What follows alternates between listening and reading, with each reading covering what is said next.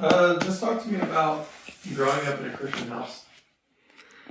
Sure, yeah. So I guess the best way to do this is to always rephrase the questions, right? So I grew up in a Christian home, something like that. Sweet. Man, I don't know how to start. This is kind of weird. It's okay. This is fun.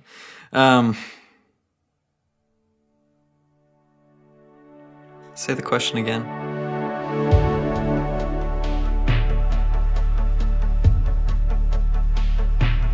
I grew up in a Christian home. Both my parents was teaching me about the Lord and how much He loves me, how to love Him, how to form a relationship with Him. It was, I don't know, I grew up in a great house. I mean, for the most part.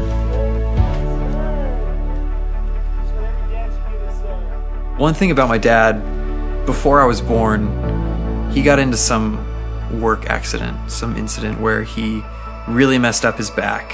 I remember there was a time where we were sort of wrestling on the bed and I did this crazy ninja spin move and I kicked him in the back. And he was like, "Son, I can't do that. Like, I can't play like that." There were periods in my life where I think my dad would become depressed from him being unable to really work and live to his fullest capacity.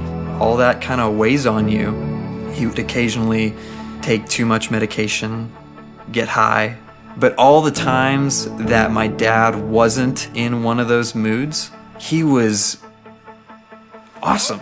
He was funny and super charismatic. He was a great dad, besides the time that he was falling into that depression. After my parents got a divorce, my sister and I took a trip to California to visit our family. And I was on the phone with my dad. I was kind of in a rush and just told him, hey Dad, could I call you later tonight? And he said, "Yeah, sure, no problem. Yeah, just give me a call later. I love you too, goodbye." Came back and it was late, so I just thought, I'll call him tomorrow. The next day I woke up, gave him a call, rang, went to voicemail. My sister and I start talking about, this is so weird, like how come Dad hasn't responded to us? And it was actually becoming scary. My grandma enters the room and she's crying. So we already knew.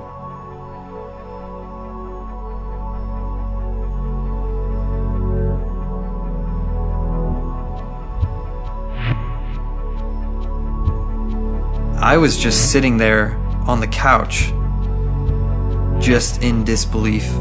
I'm never gonna speak to him again. I'm never gonna see him again. Who's gonna teach me how to drive? Who's gonna teach me how to shave? Who's gonna give me really lame girl advice? It was draining on my soul, just not being able to think about anything else but the loss. From the outside looking in, you wouldn't be able to tell. You'd see Dillon and of course, yeah, he was dealing with some stuff and he was sad, but he was still Dillon. He was still had a smile on his face. But behind closed doors, it was consuming me. There were times where I would be headed to school. I would just pull into a parking lot and just weep.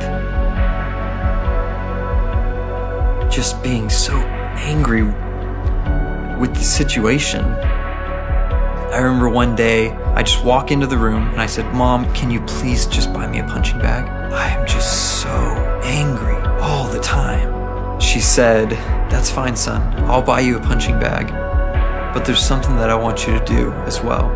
She said, "I want you to begin to ask the Lord to heal your heart. When you become consumed with that anger, or when you feel that anger starting to creep up on you, I want you to just say, Lord, just heal my heart. Just heal my heart. Lord, heal my heart." So I began to do that. It was just not knowing how else to feel better and just saying, well, I'll give God a chance to to make this better. Even when I was angry, and even when I was sad and was just a mess, just asking him, Lord, heal my heart. Heal my heart, even if it wasn't doing anything right then. You know, it wasn't like I just went to church. I saw a service, and then I walked out of there and I was like, whoa, alright, I'm just normal again. Never happened. It was a journey that took time and consistency, walking out that prayer and walking out my relationship with God, just leaning on Him. One day I just kind of looked back and was just like, and just thought, whoa, like, I am no longer angry, or the pain is gone. I was free to live a more peaceful life, a healed life. If you're in a place where you're feeling the same way that I felt, reach out to God. Let Him know how you feel. Share with Him what you're going through. His heart is for your heart to be healed and for you to live and walk in freedom. Ask Him to do it, and He will heal your heart.